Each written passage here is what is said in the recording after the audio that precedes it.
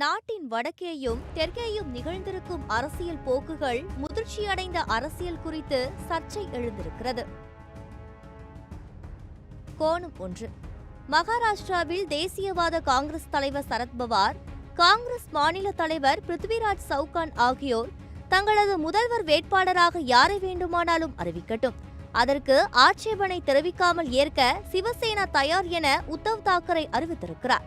ஆனால் சரத்பவார் பிருத்விராஜ் சவுகானால் இப்போதைக்கு முதல்வர் வேட்பாளரை அறிவிக்க முடியாது என்பதாலேயே அவர் இப்படி கூறியிருக்கிறார் என்கிறார்கள். கோணம் 2. உத்தவ் தாக்கரே தான் முதல்வர் வேட்பாளர் என்பதில் சிவசேனா உறுதியாக இருக்கிறது. இந்த நிலையில் சரத்பவார், காங்கிரஸ் கட்சி ஆகியோர் முதல்வர் வேட்பாளரை அறிவித்தால் கட்சியில் நெருக்கடி ஏற்படும். அத்தகைய நெருக்கடியை தரவே தாக்கரே இப்படி அறிவித்திருப்பதாக கூறப்படுகிறது. பாஜக எதிர்ப்பை முன்னெடுக்க வேண்டிய கூட்டணி கட்சிக்குள்ளேயே இப்படி அரசியல் நடக்கிறது. கோணம் 3.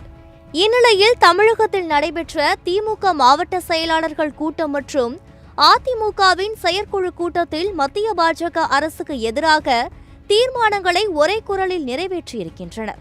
தமிழ்நாட்டுக்கு தேவையான திட்டங்களை அறிவிக்காததற்கும் போதுமான நிதி ஒதுக்காததற்கும் மத்திய அரசுக்கு கண்டனம் தெரிவித்து தீர்மானம் நிறைவேற்றப்பட்டிருப்பது அனைவரது கவனத்தையும் ஈர்த்திருக்கிறது. கோணம் 4.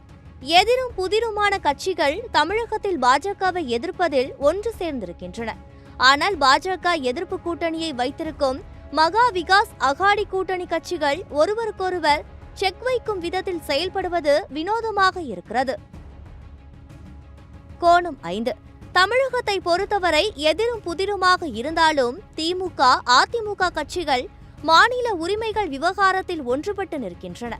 ஆனால் அரசியல் களத்தில் தீவிரமாக மோதுகின்றன. தமிழக அரசியல் பக்குவமானதா அல்லது வடமாநில அரசியல் பக்குவமானதா என்கிற விவாதம் இப்போது எழுந்திருக்கிறது.